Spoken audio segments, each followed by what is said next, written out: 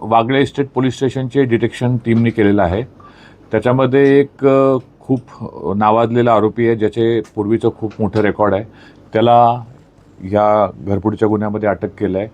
एक 710/25 हा घरफोडीचा 331(3) आणि 305(3) प्रमाणे BNS ॲक्टप्रमाणे एक गुन्हा दाखल होता. एक 41 वर्षीय महिला होती.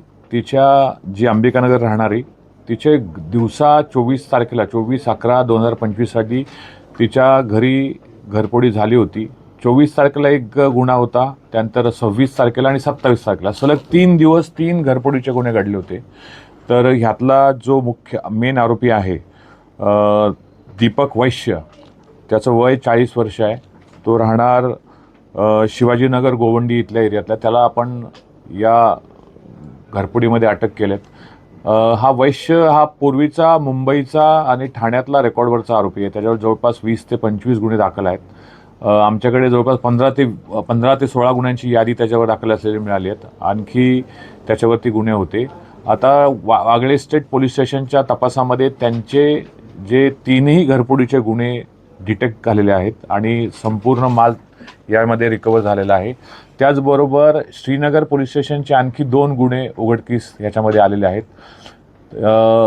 त्याची आता तपास आरोपीला त्यांच्या हँडओव्हर करून हे परत आरोपीकडून निष्पन्न होईल. त्याचबरोबर आणखी वर्तकनगर असतील किंवा कोपरी असतील, त्याचबरोबर तुमचे कासारवडवली असतील, असे आणखी काही गुन्हे या प्रसंगी आता मला वाटतं डिटेक्ट होतील.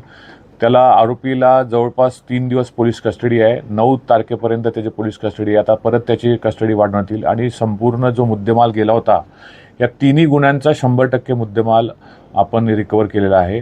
आणि एक चांगलं डिटेक्शन वागळे स्टेट पोलीस स्टेशनने केलं असल्यामुळे त्यांचं मी माननीय कमिशनर ठाणे साहेबांतर्फे त्यांचं अभिनंदन करतो. आणि एक हा महत्त्वाचा दिवसा घरफोडी करणारा आरोपी आहे. ह्याची मोडच नेमका तो घरी कोण नसतं त्यावेळेस तो घर पाहणी करतो आणि कडी-कोंडा तोडून किंवा त्याचा लॅच असतो तो ओपन करून तो घरफोडी करतो. स्मार्ट एकदम आरोपी आहे.